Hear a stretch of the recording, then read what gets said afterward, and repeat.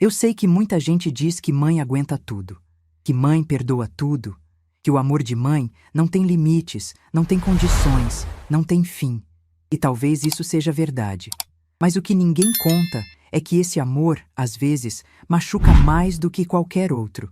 Porque quando você ama alguém com toda a sua alma e essa pessoa tem vergonha de você, bem, isso quebra algo dentro de você que nenhuma agulha consegue costurar de volta. Meu nome é Marlene de Fátima Rodrigues. Tenho 67 anos.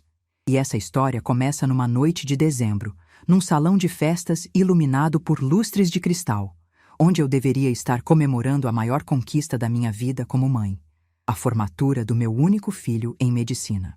Mas antes de contar o que aconteceu naquela noite, preciso que você entenda quem eu sou, de onde eu vim, o que eu carreguei nas costas durante mais de 40 anos para chegar até aquele momento. Eu nasci numa casa de chão batido, no interior de Minas Gerais. Meu pai era lavrador, minha mãe lavava roupa para fora. Éramos 7 irmãos dividindo 3 cômodos, e a única coisa que tínhamos de sobra era fome e sonho. Minha mãe, Dona Carminha, costumava dizer que pobreza não era vergonha. Vergonha era não ter dignidade. Ela me ensinou a costurar antes mesmo de eu aprender a ler direito. Dizia que uma mulher com uma agulha na mão nunca passaria necessidade. Aos 19 anos, conheci Osvaldo. Ele era motorista de ônibus, tinha um sorriso que iluminava a rua inteira e me tratava como se eu fosse a coisa mais preciosa do mundo.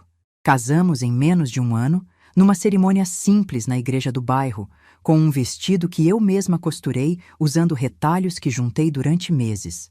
Não tínhamos nada além de um quarto alugado e muito amor. E naquele tempo, parecia suficiente. Renato nasceu quando eu tinha 21 anos. Um menino saudável, de olhos grandes e curiosos, que chorava pouco e sorria muito. Osvaldo ficava horas olhando para ele no berço, planejando o futuro. Dizia que nosso filho seria doutor, que teria tudo que a gente nunca teve, que um dia ia nos dar orgulho. Eu ouvia calada, embalando o bebê, sem coragem de sonhar tão alto. Mas os sonhos de Osvaldo duraram pouco. Numa madrugada de junho, quando Renato tinha acabado de completar 4 anos, acordei com um barulho estranho. Osvaldo estava sentado na beirada da cama, a mão no peito, o rosto coberto de suor.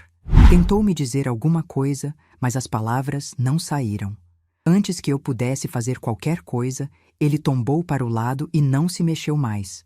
O médico disse que foi uma condição no coração.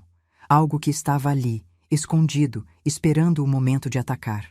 Disseram que não havia nada que eu pudesse ter feito.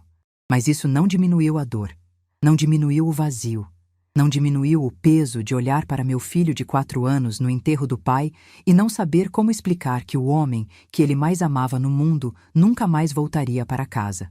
Naquela noite, depois que todos foram embora e a casa ficou em silêncio, sentei na cozinha com uma xícara de café frio na mão e fiz uma promessa. Prometi para mim mesma, para Osvaldo, para Deus, que aquele menino teria tudo, que ele seria doutor como o pai sonhava, que eu daria minha vida, meu suor, meu sangue se fosse preciso. Mas meu filho não passaria as necessidades que eu passei. E foi isso que fiz. Aos 25 anos, viúva, sem profissão e com um filho pequeno, transformei minha sala num ateliê de costura. Comecei aceitando qualquer trabalho. Barra de calça, troca de zíper, remendo de roupa velha. Cobrava barato porque precisava de clientela. Trabalhava rápido porque precisava de volume. E aos poucos, muito aos poucos, fui construindo uma reputação. Minhas mãos tinham um dom. É difícil explicar para quem nunca costurou, mas existe um momento em que você para de pensar no que está fazendo e o tecido simplesmente obedece. Os pontos ficam retos, as costuras ficam invisíveis, as peças ganham forma como se tivessem vida própria. Era assim comigo. E as clientes percebiam. Em 2 anos, já não fazia mais remendos. Fazia vestidos de festa, ternos sob medida, enxovais de bebê bordados à mão. Meu nome circulava entre as senhoras do bairro, depois entre as senhoras do centro, depois entre pessoas que eu nunca imaginei que usariam roupas feitas por uma costureira da periferia. Mas o preço era alto. Acordava às 4 da manhã para adiantar as encomendas antes de preparar Renato para a escola. Trabalhava o dia inteiro, parando apenas para fazer almoço e ajudar com o dever de casa. À noite, depois que ele dormia, voltava para a máquina e costurava até meus olhos não aguentarem mais. Dormia 4, 5 horas no máximo. Fins de semana não existiam. Férias eram um luxo que eu não podia me dar. Minhas costas começaram a doer ainda na casa dos 30. Meus dedos ficaram permanentemente marcados por agulhas. Minha visão foi piorando ano após ano, exigindo óculos cada vez mais grossos. Mas eu não parava.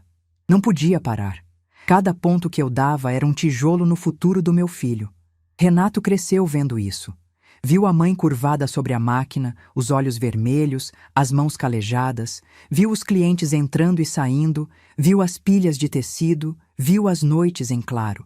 E durante muito tempo, ele pareceu entender, pareceu valorizar.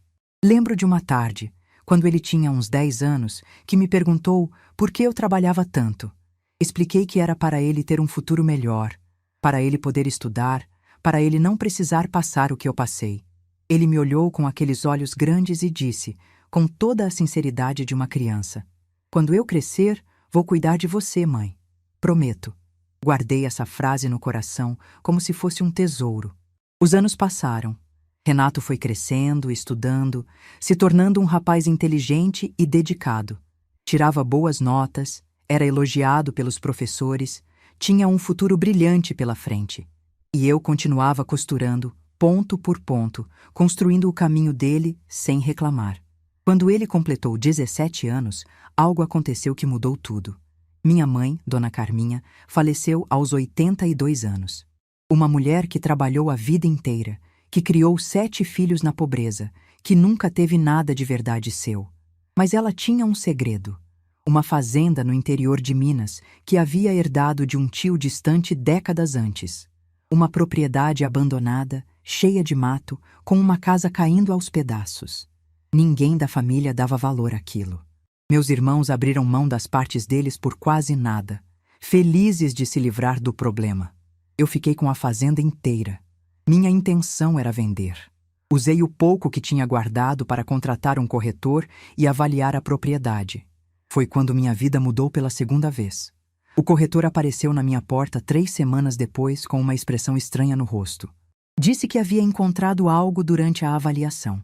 Algo que eu precisava ver pessoalmente. Fui até Minas Gerais sem saber o que esperar. E quando cheguei na fazenda, havia um geólogo esperando por mim. Ele me explicou, com palavras que eu mal conseguia entender, que aquela terra sem valor estava sobre uma reserva mineral significativa, que empresas pagariam fortunas pelos direitos de exploração. Não vou mentir, precisei sentar no chão. Minhas pernas simplesmente pararam de funcionar. Nas semanas seguintes, advogados e representantes de mineradoras começaram a me procurar. O primeiro acordo me rendeu uma quantia que eu jamais havia visto na vida. E tinha mais, royalties mensais que continuariam entrando enquanto a exploração durasse. De uma hora para outra, a costureira da periferia de Ribeirão Preto tinha mais dinheiro do que conseguia processar.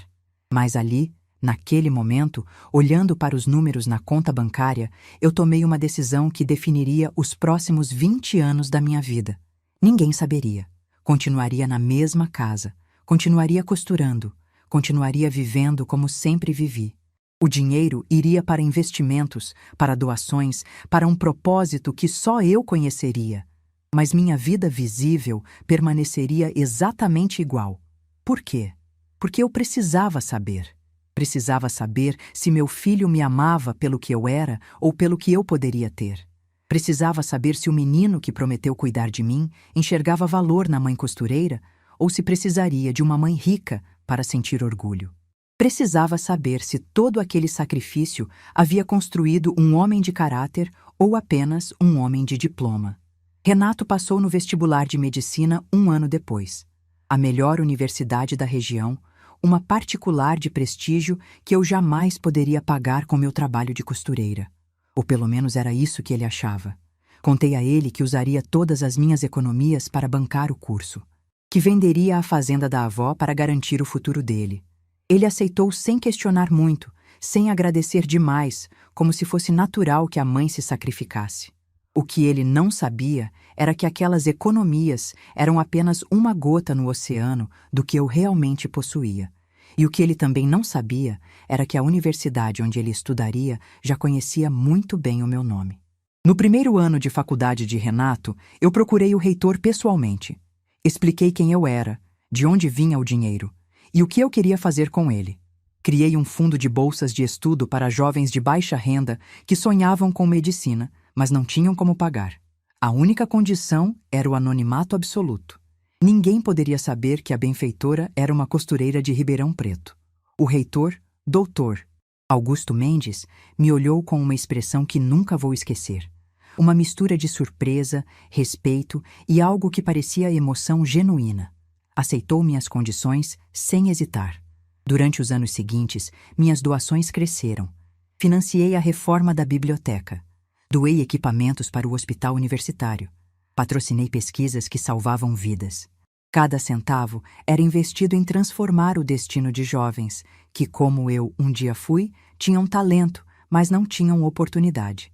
E enquanto isso, meu filho ia se transformando em alguém que eu não reconhecia. Tudo mudou quando Renato conheceu Fabiana Monteiro.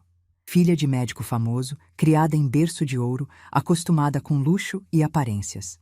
Desde o primeiro momento em que me viu, ela deixou claro, com aquele olhar que corta sem precisar de palavras, que eu não pertencia ao mundo dela. E meu filho, aos poucos, começou a concordar. Os sinais foram aparecendo devagar. Uma desculpa para não me apresentar aos amigos. Um pedido para não aparecer quando as visitas chegavam. Um comentário sobre minhas roupas serem simples demais para certas ocasiões. Cada pequena facada, cada pequena humilhação, eu engolia em silêncio. Dizia a mim mesma que era fase, que era a influência da namorada, que passaria. Não passou. O noivado, o casamento, o nascimento do meu neto. Em cada um desses momentos que deveriam ser de alegria, eu fui sistematicamente colocada de lado, ignorada, diminuída. Tratada como um constrangimento que precisava ser tolerado, não como a mulher que havia dedicado a vida inteira para que aquele homem existisse. E eu aguentei. Aguentei tudo. Porque era mãe. Porque achava que mãe tinha que aguentar. Até a noite da formatura. O salão estava deslumbrante. Lustres de cristal, mesas decoradas, a elite médica de Ribeirão Preto em seus melhores trajes. Eu entrei com meu vestido azul petróleo. O vestido que passei uma semana costurando, cada ponto feito com esperança de que, talvez naquela noite, meu filho olhasse para mim com orgulho. Encontrei-o no centro de um grupo de amigos. Todos rindo, todos elegantes. Fabiana estava ao lado dele, deslumbrante, ostentando joias que provavelmente custavam mais que minha casa. Fui me aproximando, querendo abraçá-lo, parabenizá-lo. Foi quando ouvi: gente, desculpa minha mãe. Ela é meio simples, não sabe se comportar nesse tipo de evento. Vocês sabem como é, né? Criação diferente. As risadas perfuraram minha alma. Abaixei a cabeça. Fiquei quieta, como sempre fiz. Mas dessa vez, algo diferente aconteceu dentro de mim. Não foi mais dor. Foi clareza. Uma clareza fria, cortante, definitiva. Encontrei uma mesa no fundo do salão e sentei ali, sozinha, esperando. Porque eu sabia de algo que ninguém naquele salão imaginava. Sabia que em poucos minutos o reitor subiria ao palco para uma homenagem especial. Sabia que ele pronunciaria um nome que faria meu filho engasgar. O meu nome. E enquanto esperava, pela primeira vez em 20 anos, eu não senti vontade de chorar. Senti vontade de ser vista. Existe um tipo de dor que não deixa marca visível.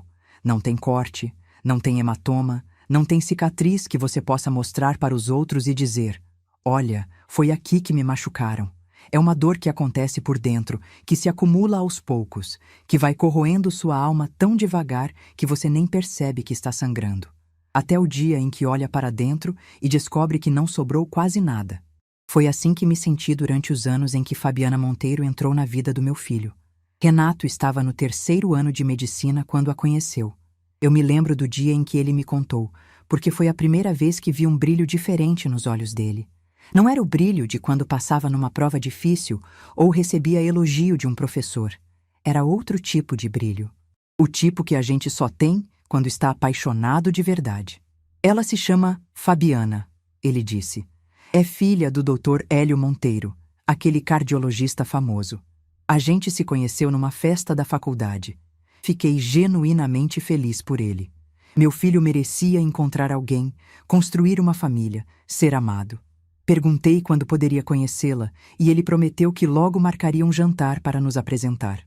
O jantar demorou 3 meses para acontecer. 3 meses em que Renato sempre tinha uma desculpa. Fabiana estava ocupada. A família dela tinha viajado.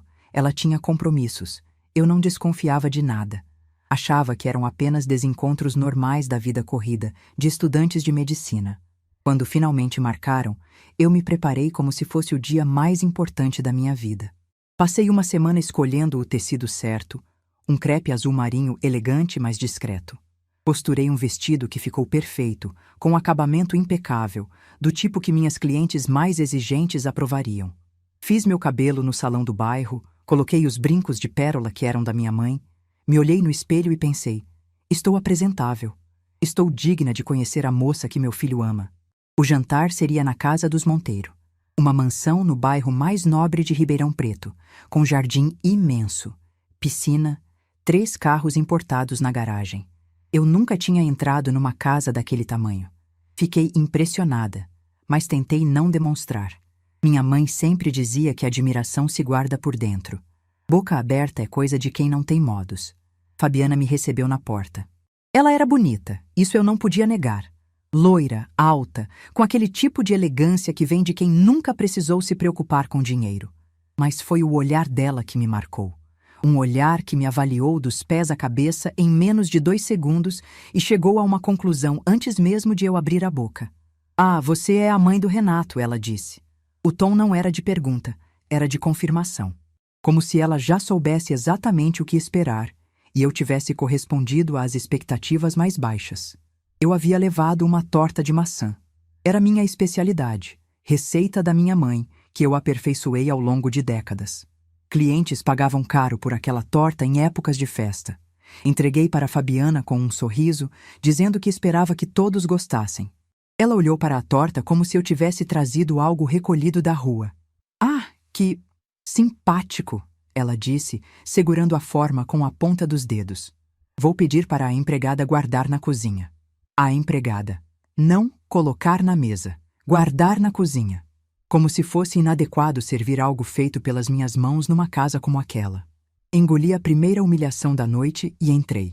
A sala de jantar era maior que minha casa inteira. Mesa de madeira maciça para 12 pessoas, cadeiras estofadas, lustre de cristal, quadros que provavelmente custavam mais que tudo que eu ganhava em 1 ano. Os pais de Fabiana já estavam sentados. Doutor Hélio, um homem de cabelos grisalhos e ar de superioridade, e Dona Regina, uma mulher que parecia ter saído de uma revista de moda, coberta de joias e maquiagem impecável. Renato me apresentou. Doutor Hélio apertou minha mão sem levantar da cadeira. Dona Regina fez um aceno vago com a cabeça, sem tirar os olhos do celular. Fabiana indicou meu lugar na mesa, na ponta mais distante, praticamente isolada dos outros. O jantar foi uma tortura silenciosa. Eles conversavam sobre viagens, Paris no verão passado, esqui nos Alpes no inverno, um cruzeiro pelo Mediterrâneo que estavam planejando. Falavam de vinhos com nomes que eu não conseguia pronunciar, de restaurantes em cidades que eu só conhecia de televisão, de investimentos em moedas estrangeiras. Em nenhum momento me incluíram na conversa. Tentei participar uma vez. Quando mencionaram a decoração de um apartamento que estavam reformando, comentei que eu também gostava de decoração, que havia feito as cortinas da minha sala com um tecido muito bonito que encontrei em promoção.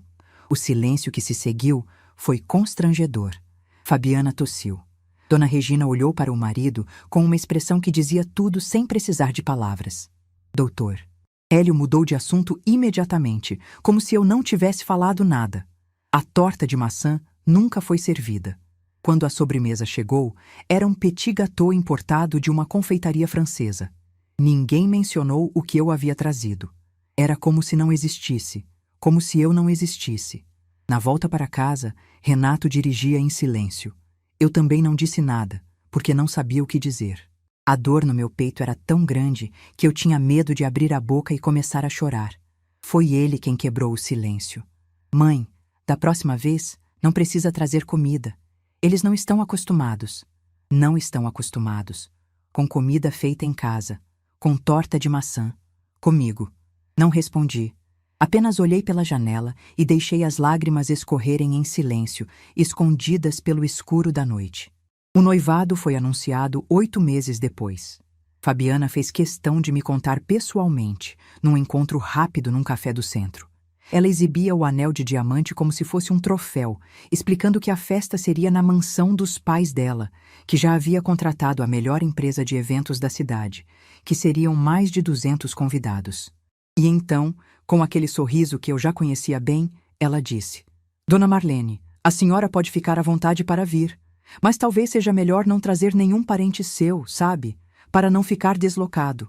O ambiente vai ser bem sofisticado, nenhum parente meu. Meus irmãos, meus primos, as pessoas com quem cresci, as pessoas que me amavam de verdade. Nenhum deles era digno de pisar na festa de noivado do meu próprio filho. Fui à festa sozinha. Sentei numa mesa no canto, perto da saída de serviço. Ninguém veio conversar comigo, além dos garçons que ofereciam canapés que eu não sabia como comer. Passei a noite inteira observando meu filho circular entre os convidados, rindo, abraçando pessoas que eu não conhecia, parecendo pertencer àquele mundo de uma forma que eu nunca pertenceria. Quando Fabiana fez o discurso agradecendo a família pelo apoio, mencionou os pais, os avós, os tios, os primos, os amigos de infância.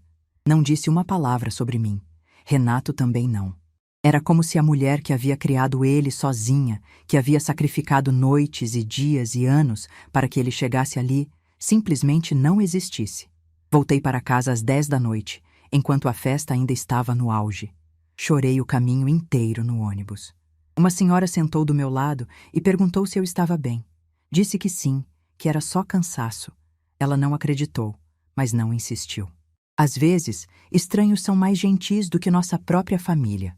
O casamento, 1 ano depois, foi a confirmação de tudo que eu já sabia. Dona Regina controlou cada detalhe da cerimônia, e cada detalhe parecia calculado para me diminuir. Meu nome no convite estava em letras tão pequenas que era preciso esforço para ler. Meu lugar na igreja era na 5ª fileira, atrás de parentes distantes dos Monteiro que Renato nem conhecia. Na festa, fui colocada numa mesa perto da cozinha, junto com funcionários da empresa do sogro. Mas o momento que me destruiu aconteceu na hora das bênçãos. Era tradição que as mães dos noivos subissem ao palco para abençoar o casal. Dona Regina foi primeira, radiante num vestido dourado que provavelmente custou uma fortuna. Ela fez um discurso emocionado sobre a filha amada, sobre a alegria de recebê-la de volta ao lar com um marido maravilhoso, sobre o futuro brilhante que os esperava. Quando terminou, o cerimonialista anunciou que era minha vez. Eu já estava me levantando da cadeira quando vi Fabiana sussurrar algo no ouvido dele. O homem pareceu desconcertado, mas acenou com a cabeça. Pegou o microfone e disse, com aquele tom profissional que tenta disfarçar o constrangimento: Por questões de tempo, vamos encerrar as bênçãos por aqui e seguir para a próxima parte da cerimônia. Questões de tempo. Eu não subi ao palco. Não abençoei meu filho no dia do casamento dele. Fiquei ali, de pé, no meio do salão, sem saber o que fazer com as mãos, sem saber para onde olhar, sentindo os olhares de pena de algumas pessoas e os olhares de indiferença da maioria. E Renato? Renato não disse nada, nem um olhar de desculpas, nem um gesto de reconhecimento. Ele simplesmente continuou sorrindo para as câmeras, como se nada tivesse acontecido.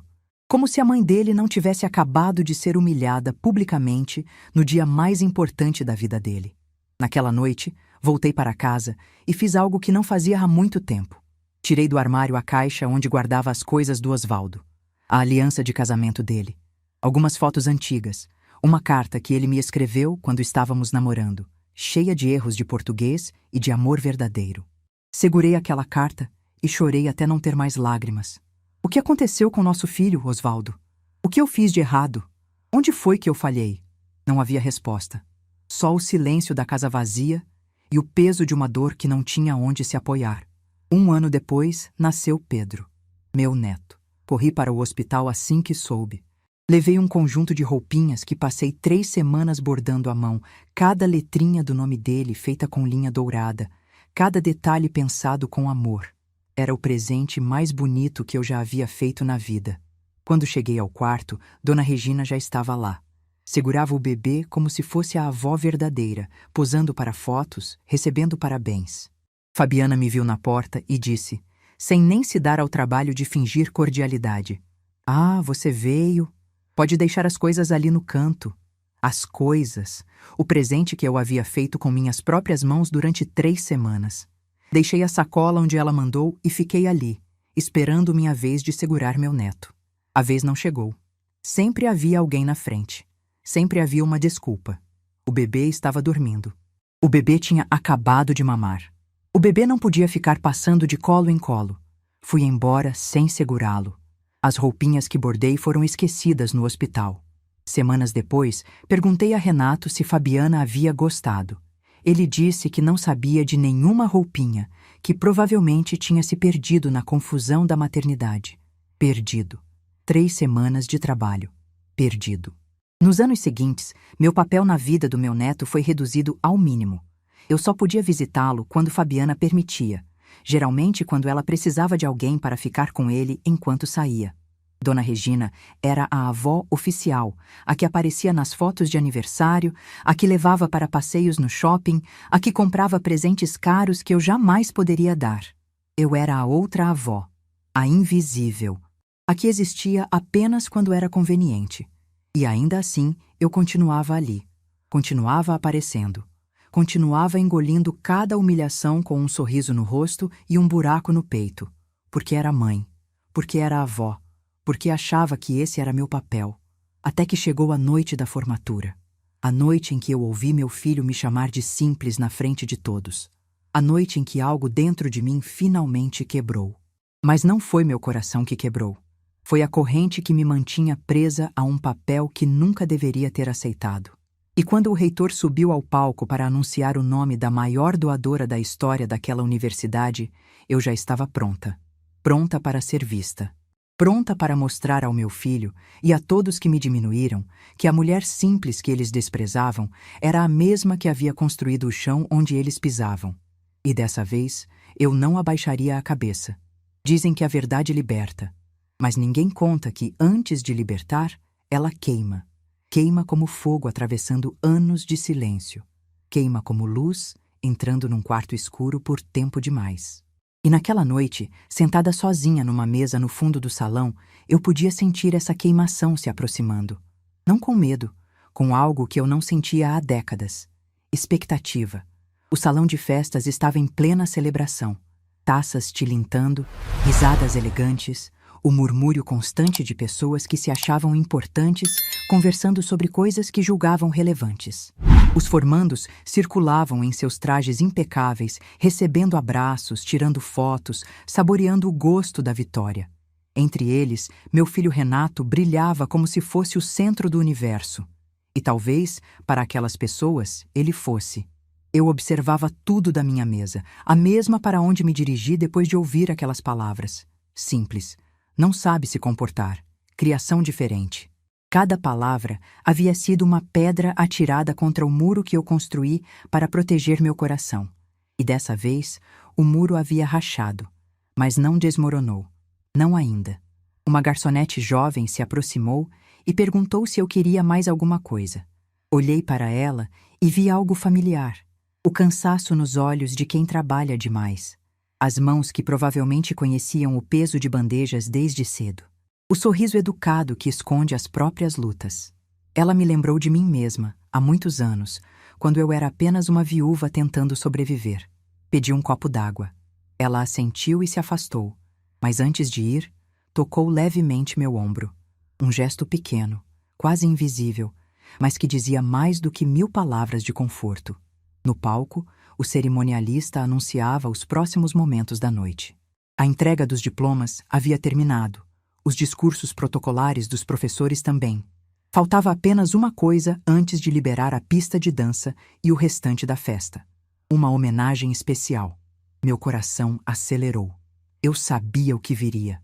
Havia combinado cada detalhe com o Dr. Augusto 3 meses antes, quando finalmente aceitei sair das sombras.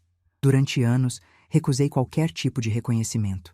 Dizia que não precisava de aplausos, que o bem feito em silêncio era mais puro, mais verdadeiro. E acreditava nisso. Ainda acredito. Mas algo havia mudado. Na última vez que Dr. Augusto me visitou, ele trouxe um relatório. 237 estudantes haviam sido beneficiados pelo fundo de bolsas que criei. Filhos de empregadas domésticas, de pedreiros, de costureiras como eu.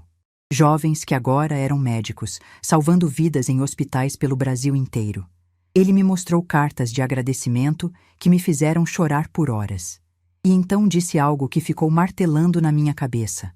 Dona Marlene, a senhora mudou a vida dessas pessoas.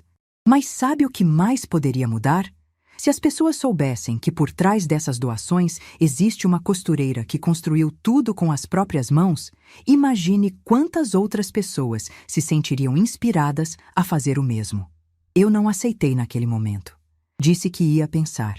E então veio a noite em que descobri sobre a formatura de Renato. A mesma universidade, a mesma data. O mesmo salão onde meu nome seria anunciado como a maior benfeitora da história da instituição. Foi quando entendi que não existem coincidências. Existem momentos que a vida prepara, e cabe a nós decidir se vamos aproveitá-los. Liguei para Dr. Augusto e disse que aceitava, mas com uma condição. A homenagem seria na cerimônia de formatura de medicina. Ele não entendeu o motivo, e eu não expliquei. Algumas coisas não precisam de explicação. Precisam apenas acontecer. O cerimonialista pediu atenção. O burburinho foi diminuindo aos poucos, as pessoas voltando para suas mesas, os olhares se direcionando ao palco.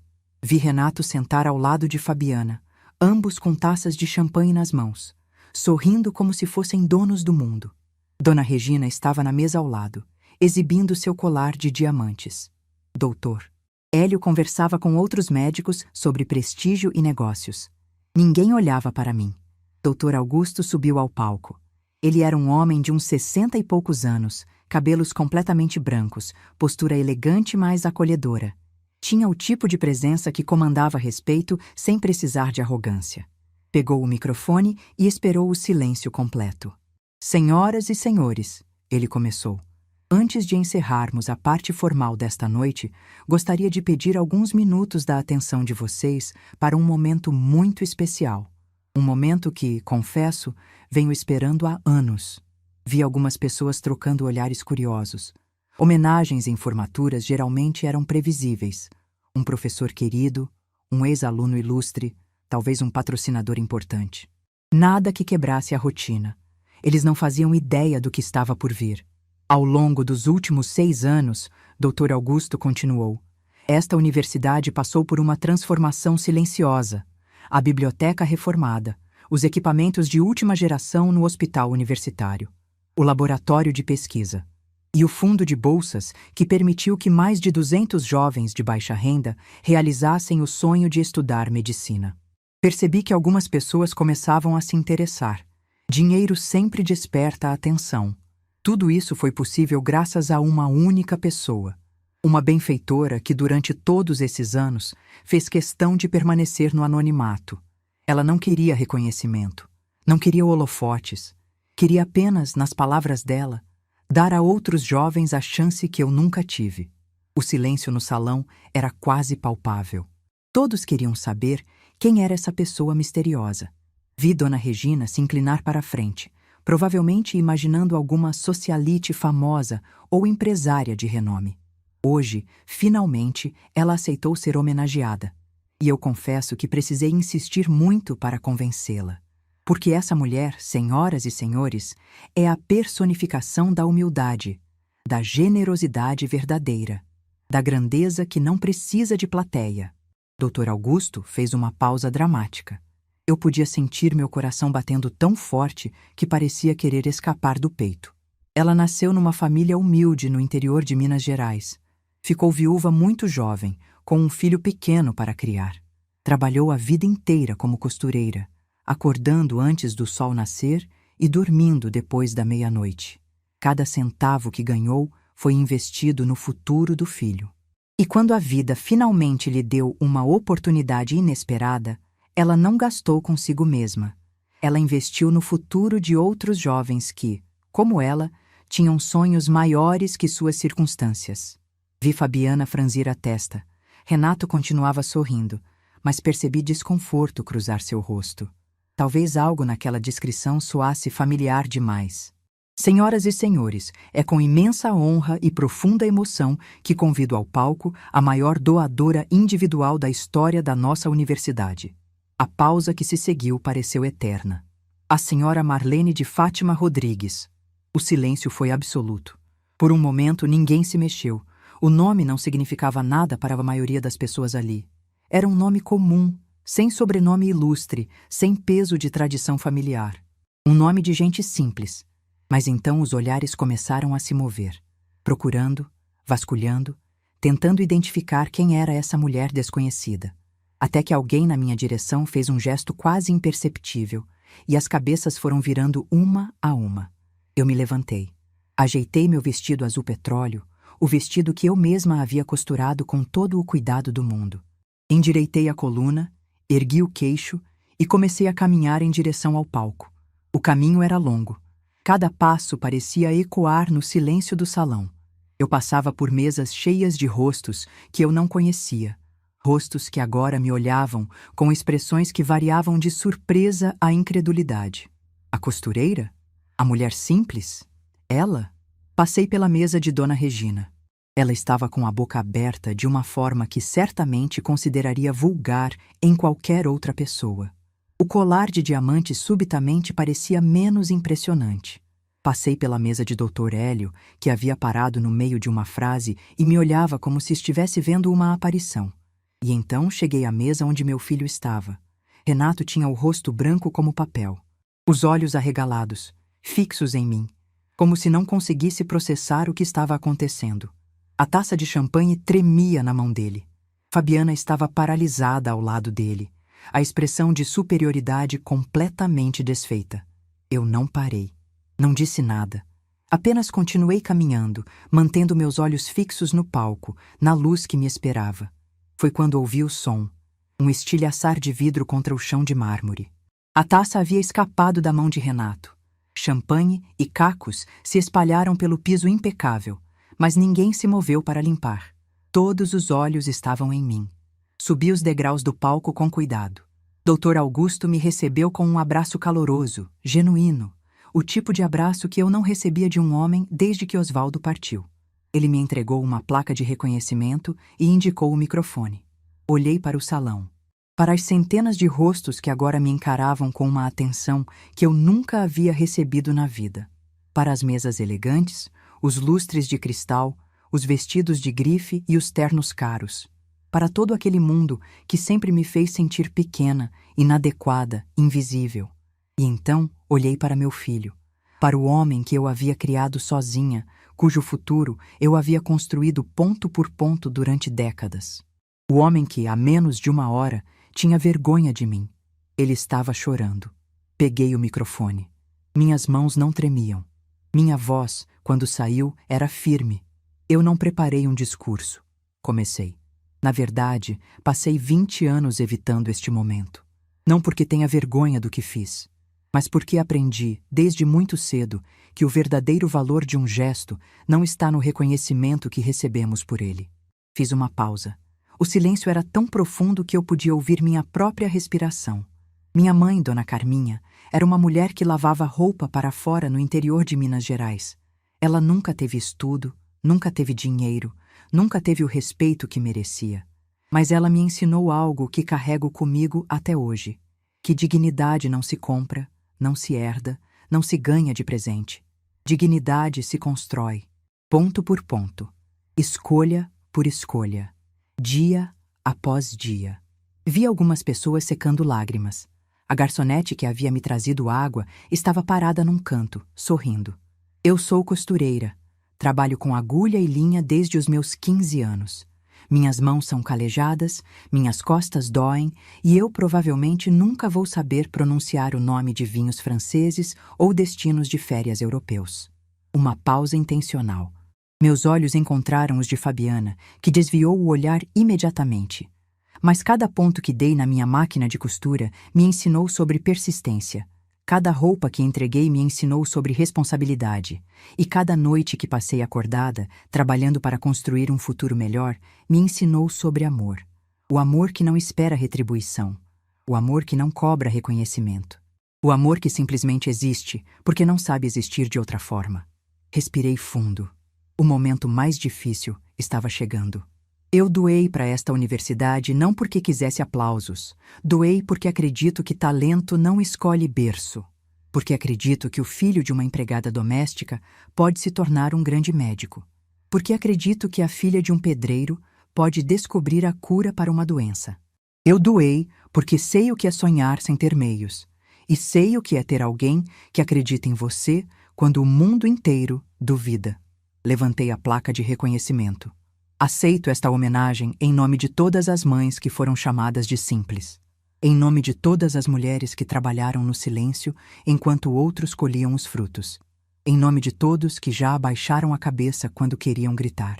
Minha voz ganhou força. Que esta noite nos lembre de algo importante. Valor não se mede por roupas, não se mede por sobrenomes, não se mede por saldos bancários ou diplomas na parede. Valor se mede por caráter.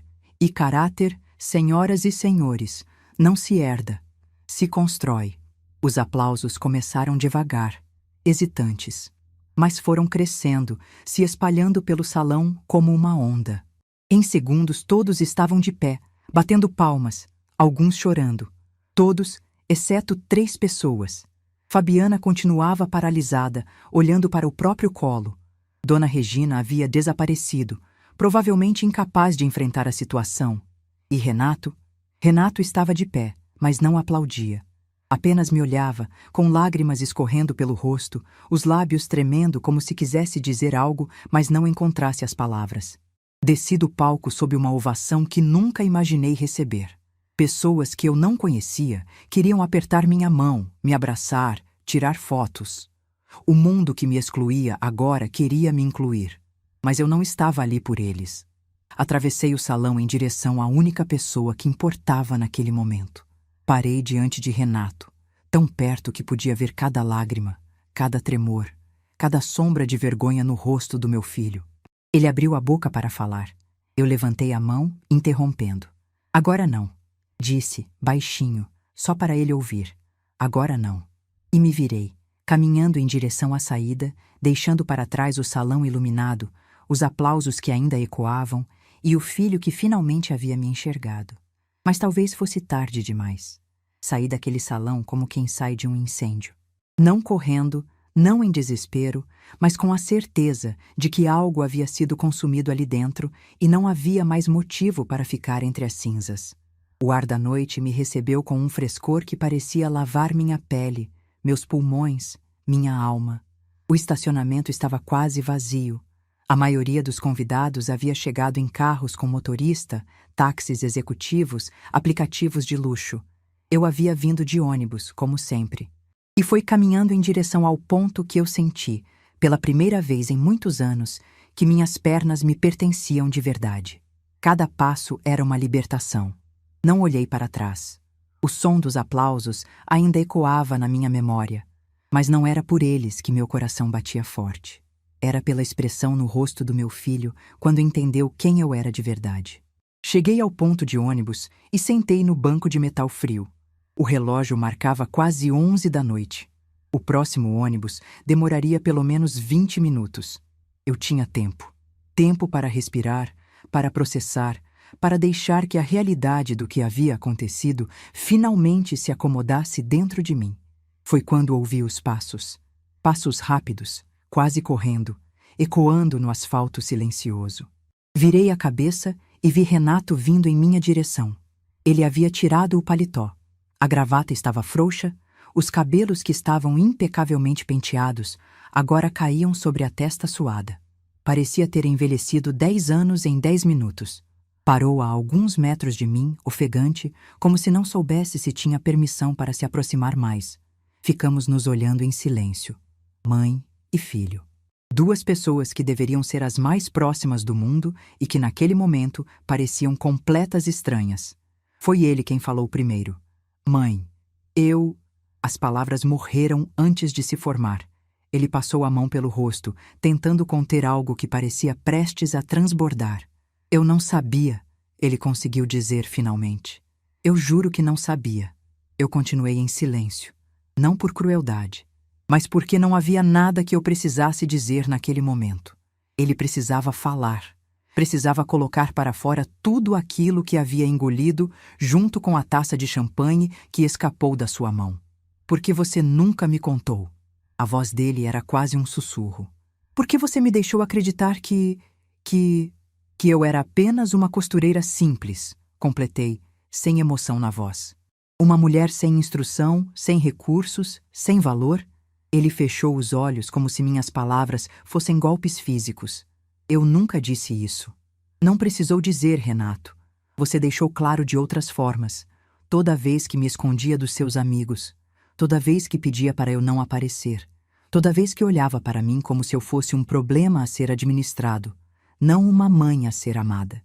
As lágrimas finalmente escaparam dos olhos dele. Escorreram pelo rosto em silêncio, caindo no asfalto escuro. Eu estava errado, ele disse. Eu estava tão errado. Eu me perdi, mãe. Em algum momento do caminho, eu esqueci de onde vim. Esqueci quem me criou. Esqueci tudo que realmente importa. Eu o observava com uma mistura de sentimentos que não conseguia nomear. Havia dor ali, mas também havia alívio. Porque pela primeira vez eu estava vendo meu filho de verdade. Não o médico bem-sucedido, não o marido de Fabiana. Eu estava vendo o menino perdido que um dia prometeu cuidar de mim. Você quer saber por que eu nunca contei? Perguntei finalmente. Porque eu precisava saber se você me amava pelo que eu era ou pelo que eu poderia ter. E agora eu sei a resposta. O rosto dele se contorceu de dor. Mãe, por favor. Eu passei 20 anos observando, Renato. 20 anos esperando que você enxergasse além das aparências. Que você lembrasse das noites em que eu costurava até não aguentar mais para garantir que você tivesse tudo. Que você valorizasse o sacrifício, não o resultado. Mas você só enxergava o resultado e se envergonhava do sacrifício. Ele deu um passo em minha direção, hesitante. Me deixa consertar isso, por favor. Me dá uma chance de ser o filho que você merece. Eu me levantei do banco. Olhei para ele com toda a clareza que aquela noite havia me dado. Você sempre teve essa chance, Renato. Todos os dias durante 20 anos. A diferença é que agora você sabe o que perdeu. O ônibus apareceu no fim da rua, suas luzes cortando a escuridão. Eu me virei para embarcar, mas a voz dele me parou. Você vai me perdoar? A pergunta ficou suspensa no ar como fumaça. Eu subi o primeiro degrau do ônibus, segurei na barra de apoio e olhei para meu filho uma última vez naquela noite. Perdão não é algo que se pede, Renato. É algo que se conquista. E leva tempo. As portas se fecharam entre nós. Sentei numa poltrona vazia e encostei a cabeça no vidro frio da janela. Vi a figura do meu filho diminuir à medida que o ônibus se afastava. Ele continuou parado no mesmo lugar, olhando o veículo partir até desaparecer completamente na curva da rua. Não chorei. Não tinha mais lágrimas para dar. Cheguei em casa perto da meia-noite. A casa estava escura, silenciosa, exatamente como eu havia deixado. Acendi apenas a luz da cozinha e coloquei água para ferver. Precisava de um chá. Precisava de algo quente para acalmar o turbilhão que ainda girava dentro de mim. Enquanto esperava a água, fui até o quarto e abri o armário onde guardava a caixa com as coisas do Osvaldo. Tirei a carta que ele havia me escrito, a mesma que eu havia segurado no dia do casamento de Renato, e levei para a cozinha. Sentei à mesa com o chá fumegante e a carta amarelada pelo tempo. Não precisava ler as palavras para saber o que diziam. Eu as conhecia de cor depois de tantos anos. Mas segurar aquele papel era como segurar a mão dele. Como ouvir a voz dele me dizendo que tudo ficaria bem. Você estaria orgulhoso de mim hoje, Osvaldo? Perguntei ao silêncio. Ou teria vergonha do que nosso filho se tornou? Não havia resposta, claro, mas de alguma forma eu sentia que ele estava ali, observando, esperando, torcendo para que eu encontrasse o caminho certo. Os dias seguintes foram estranhos. Meu telefone não parava de vibrar. Mensagens de números desconhecidos, ligações de jornalistas, convites para entrevistas. A notícia da costureira milionária havia se espalhado como fogo. Não atendi nenhuma ligação. Não respondi nenhuma mensagem. Não era para isso que eu havia subido naquele palco. Renato ligou todos os dias. Às vezes 2, 3 vezes ao dia. Deixava mensagens de voz que eu ouvia em silêncio, sempre as mesmas palavras. Desculpa, me perdoa, preciso te ver, me dá uma chance. Fabiana não ligou nenhuma vez. Dona Regina também não. O silêncio delas era mais eloquente do que qualquer palavra. Uma semana depois da formatura, Dr. Augusto me visitou. Trouxe um buquê de flores e um sorriso caloroso. Sentamos na minha pequena sala, entre retalhos de tecido e a máquina de costura que ocupava o canto de sempre, e conversamos por horas. Ele me contou que a repercussão havia sido enorme. As doações para o fundo de bolsas haviam triplicado em 7 dias. Empresários que nunca haviam contribuído estavam enviando cheques generosos. Tudo porque a história de uma costureira havia tocado algo que discursos polidos jamais conseguiriam. A senhora mudou alguma coisa naquela noite, Dona Marlene, ele disse. Não sei exatamente o que, mas alguma coisa importante. Eu sorri, agradecida pelo reconhecimento, mas também cansada. Não havia subido naquele palco para mudar o mundo. Havia subido para deixar de ser invisível.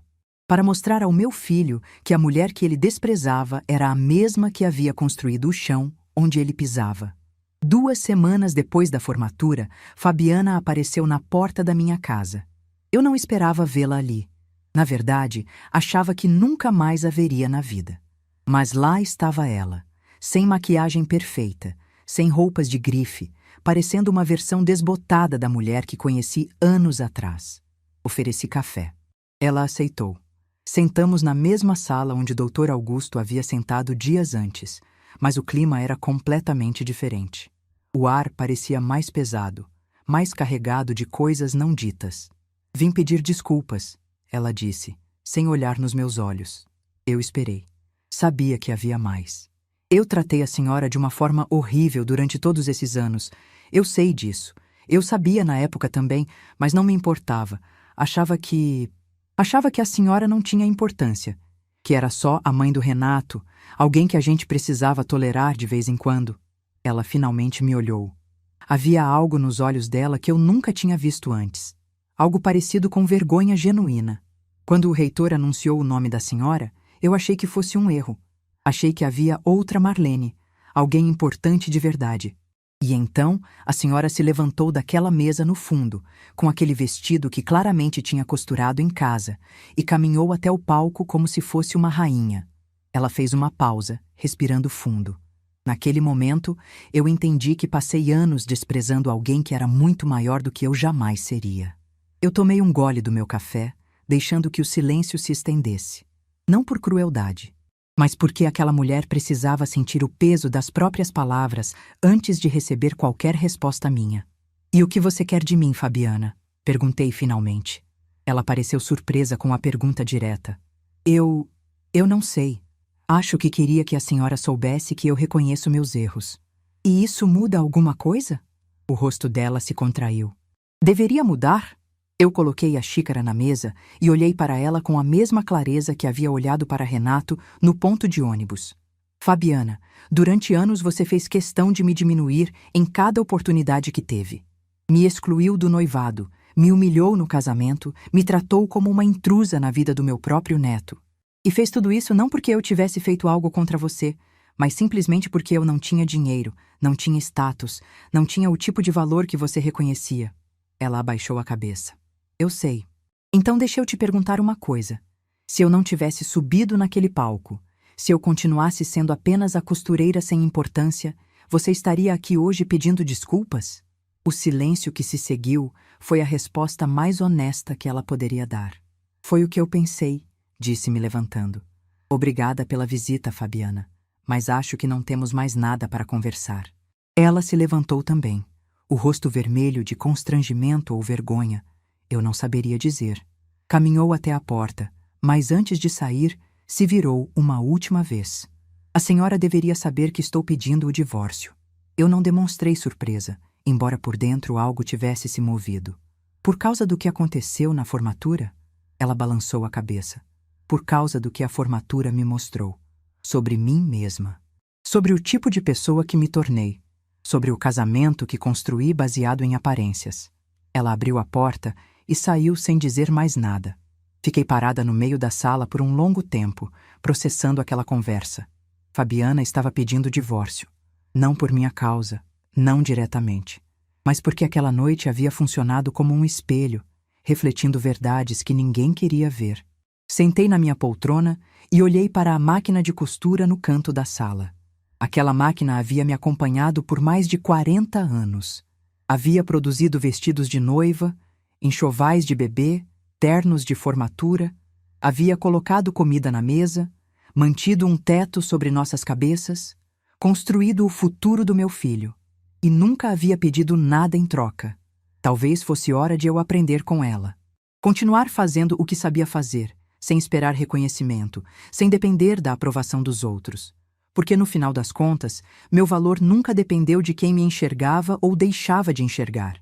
Meu valor estava em cada ponto que eu dei, em cada escolha que eu fiz, em cada noite que eu sacrifiquei pelo futuro de alguém que amava. E isso ninguém poderia tirar de mim. O telefone tocou mais uma vez. Era Renato. Olhei para o nome piscando na tela e pela primeira vez desde a formatura, atendi. Mãe? A voz dele era hesitante, quase infantil. Eu estou ouvindo, Renato. Eu preciso te ver. Preciso conversar. De verdade dessa vez, sem desculpas ensaiadas, sem tentar me justificar. Só conversar. Eu respirei fundo, olhando pela janela para a rua onde havia construído minha vida inteira. Amanhã, disse. Vem aqui em casa amanhã às 3 da tarde. E vem sozinho. Desliguei antes que ele pudesse responder. A reconstrução levaria tempo. Talvez anos. Talvez nunca fosse completa. Mas pela primeira vez desde aquela noite no salão de festas, eu senti que havia uma possibilidade. Uma porta entreaberta por onde a luz poderia entrar. E às vezes, uma porta entreaberta é tudo o que precisamos para começar de novo. Faz 22 anos que aquela noite aconteceu. 22 anos desde que a taça escapou da mão do meu filho. Desde que subi naquele palco, desde que finalmente fui vista. E se estou contando essa história agora, aos 67 anos, sentada na varanda do meu apartamento com vista para a cidade de Campinas, é porque algumas feridas precisam de décadas para virar cicatrizes que a gente consegue mostrar sem doer. Mas deixe eu voltar para onde paramos. Para o dia seguinte, aquela conversa com Fabiana, quando Renato viria à minha casa às 3 da tarde. Ele chegou às 2h30. Eu estava na cozinha preparando café quando ouvi a campainha. Olhei pelo olho mágico e vi meu filho parado do outro lado, segurando um buquê de flores simples, margaridas brancas, as mesmas que eu costumava comprar na feira quando ele era criança. Ele lembrava. Depois de tudo, ele ainda lembrava. Abri a porta e ficamos nos olhando em silêncio por alguns segundos. Ele estava diferente, não fisicamente, mas algo nos olhos dele havia mudado.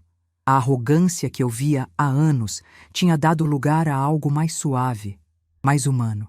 Ele me entregou as flores sem dizer nada. Eu peguei e cheirei, sentindo o perfume leve que me transportou para tardes distantes, quando a vida era mais simples e meu menino ainda me olhava como se eu fosse a pessoa mais importante do mundo. Entramos. Sentamos na sala. O café ficou esquecido na cozinha. E então Renato começou a falar. Não foram desculpas ensaiadas como ele havia prometido. Foi algo mais profundo. Ele me contou sobre as noites em que não conseguia dormir depois da formatura.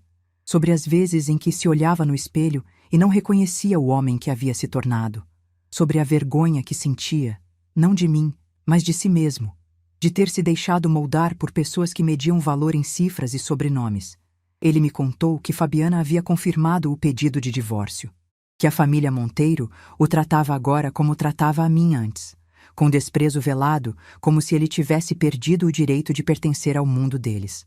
A ironia não me escapou, mas não senti satisfação. Apenas tristeza por um ciclo que se repetia. E então, ele disse algo que me fez parar de respirar por um instante. Mãe, eu lembro de uma tarde quando eu tinha uns 10 anos que te prometi que ia cuidar de você quando crescesse. Você guardou essa promessa no coração, não guardou? Eu assenti em silêncio, as lágrimas já se formando nos meus olhos. Eu quebrei essa promessa de todas as formas possíveis. Ele continuou, a voz embargada. Mas se você me deixar, eu quero passar o resto da minha vida tentando cumprir o que aquele menino prometeu. Não porque você precisa que alguém cuide de você. Você provou que é mais forte do que qualquer pessoa que eu conheço. Mas porque eu preciso. Eu preciso ser o filho que você merece. Naquele momento, olhando para meu filho com lágrimas escorrendo pelo rosto, eu vi algo que não via há muito tempo. Vi o menino que corria para me abraçar quando eu chegava do trabalho. Vi o adolescente que me trazia chá quando eu ficava doente. Vi o jovem que um dia acreditou que amor era mais importante que status. Ele ainda estava lá, enterrado sob camadas de escolhas erradas, mas ainda estava lá. Eu me levantei, fui até ele e fiz algo que não fazia há anos. Abracei meu filho. Um abraço de verdade, daqueles que a gente dá quando quer dizer tudo que as palavras não conseguem expressar. Ele chorou no meu ombro como não chorava desde criança. E eu deixei, porque às vezes a cura começa quando a gente permite que a dor finalmente saia. Não foi um perdão instantâneo. Perdão de verdade nunca é. Foi o início de uma reconstrução que levaria anos. Uma reconstrução feita de pequenos gestos, de visitas semanais, de conversas difíceis, de silêncios que aos poucos foram se tornando confortáveis novamente. Renato vendeu o apartamento que dividia com Fabiana e se mudou para um lugar menor, mais simples. Voltou a trabalhar no hospital público onde havia feito residência, atendendo pessoas que não podiam pagar consultas particulares. Pessoas como a mãe dele um dia foi. 6 meses depois da formatura, ele me trouxe alguém para conhecer. Uma enfermeira chamada Cecília, que trabalhava no mesmo hospital. Uma moça simples, de família humilde, com um sorriso que iluminava qualquer ambiente. Quando ela entrou na minha casa e viu minha máquina de costura, seus olhos brilharam. Disse que a avó dela também era costureira, que ela havia crescido ouvindo o som da máquina como música de fundo. Eu soube naquele momento que meu filho havia finalmente encontrado o caminho de volta. Mas a pessoa que mais me surpreendeu nesse processo foi Pedro, meu neto. Ele tinha apenas 1 ano quando aconteceu a formatura, jovem demais para entender qualquer coisa. Mas à medida que foi crescendo, foi fazendo perguntas. Por que a vovó Marlene morava sozinha? Por que ela não aparecia nas fotos antigas? Por que o papai às vezes chorava quando falava dela? Renato, para seu crédito, nunca mentiu.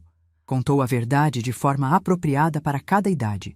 E Pedro, com aquela sabedoria que às vezes as crianças têm, tirou suas próprias conclusões. Ele tinha 7 anos quando veio me visitar sozinho pela primeira vez. Renato o trouxe, mas ficou esperando no carro. Pedro entrou na minha sala, olhou ao redor com curiosidade e então foi direto até a máquina de costura. Vovó, você pode me ensinar a costurar? Eu pisquei, surpresa. De todos os pedidos que esperava, esse não estava na lista. Por que você quer aprender, meu amor? Ele me olhou com aqueles olhos grandes, tão parecidos com os do pai, e disse com toda a seriedade de uma criança de 7 anos. Porque o papai disse que você construiu a vida inteira dele com essa máquina. E eu quero aprender a construir coisas também. Naquele dia, sentei meu neto no meu colo e ensinei a ele o básico. Como enfiar a linha, como posicionar o tecido, como fazer o primeiro ponto. Ele errou várias vezes, se frustrou, quase desistiu, mas continuou tentando. E quando finalmente conseguiu fazer uma linha reta, seu sorriso valeu mais do que qualquer aplauso que recebi naquele palco. Pedro hoje tem 23 anos. Está no último ano de medicina, na mesma universidade onde tudo aconteceu. Mas diferente do pai, ele nunca esqueceu de onde veio. Toda semana, sem falta, aparece no meu apartamento com um pacote de margaridas brancas e passa a tarde comigo.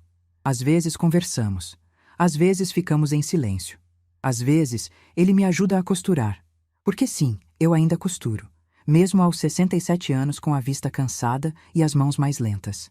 Ele me conta sobre a faculdade, sobre os pacientes que atende nos estágios, sobre os sonhos que tem para o futuro, e sempre termina a visita com a mesma frase. Obrigado por não ter desistido da nossa família, vovó. É nesses momentos que eu entendo que tudo valeu a pena. Cada noite em claro, cada humilhação engolida, cada lágrima derramada em silêncio. Tudo me trouxe até aqui, até essa varanda, até essa paz que eu nunca imaginei que encontraria. Ano passado, algo especial aconteceu. A universidade me convidou para ser paraninfa da turma de medicina. 22 anos depois daquela formatura, eu voltaria ao mesmo salão, ao mesmo palco, para receber uma homenagem diferente. Dessa vez, não como a benfeitora anônima que finalmente foi revelada, mas como a mulher cuja história havia inspirado gerações de estudantes. Dr. Augusto já não era mais reitor. Havia se aposentado há alguns anos, mas fez questão de estar presente.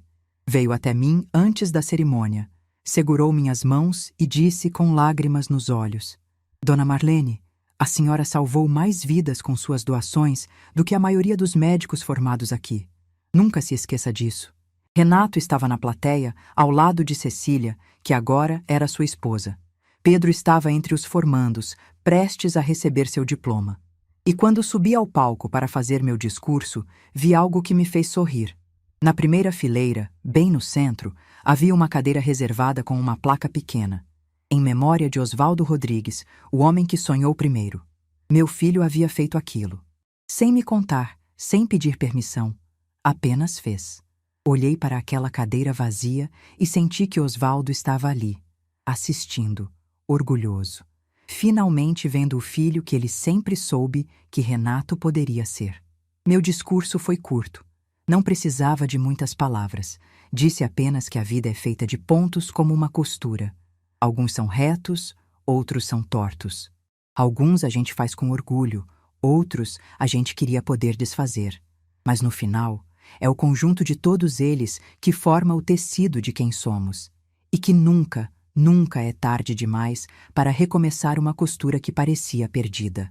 Quando desci do palco, Pedro me esperava com um buquê de margaridas brancas. Ele me abraçou na frente de todos e sussurrou no meu ouvido: Eu te amo, vovó. Obrigado por ter me ensinado a construir. Eu não chorei. Dessa vez não precisava, porque não eram lágrimas de dor ou de alívio. Seria apenas gratidão transbordando, e gratidão a gente guarda no peito, não derrama no chão. Hoje, sentada nessa varanda enquanto o sol se põe sobre Campinas, eu penso em tudo que vivi, nos 67 anos de uma jornada que teve mais curvas do que retas. Na menina pobre de Minas Gerais que aprendeu a costurar antes de aprender a ler. Na jovem que se apaixonou por um motorista de ônibus de sorriso largo. Na viúva que transformou dor em determinação. Na mãe que amou um filho, mesmo quando ele não soube amá-la de volta. Na mulher que escolheu ser invisível para testar o caráter de quem deveria enxergá-la. E na senhora que, aos 67 anos, finalmente pode dizer que é vista. Não pelo dinheiro, não pelas doações, não pelo nome anunciado num palco, mas pelo que realmente importa, pelo amor que construiu, ponto por ponto, mesmo quando ninguém estava olhando. A carta de Oswaldo ainda está na minha gaveta, amarelada, frágil, com as palavras já quase apagadas pelo tempo. Mas eu não preciso mais lê-la para saber o que diz. Está gravada no meu coração, cada frase, cada erro de português, cada declaração de amor de um homem simples que acreditou em mim antes de eu acreditar em mim mesma. Ontem à noite, peguei essa carta e fiz algo que nunca tinha feito. Escrevi uma resposta. Contei a ele tudo o que aconteceu nesses anos todos. Contei sobre Renato, sobre Pedro, sobre Cecília. Contei sobre as noites difíceis e as manhãs de paz. Contei sobre a formatura, sobre o palco, sobre o som da taça quebrando no chão. E no final, escrevi apenas: Nosso filho se tornou um bom homem, Oswaldo. Demorou, mas ele encontrou o caminho. E nosso neto vai ser ainda melhor. Eu cuidei deles, como prometi naquela noite na cozinha, com o café frio na mão. Eu cuidei deles até eles aprenderem a cuidar de mim. Dobrei a carta e coloquei junto com a dele.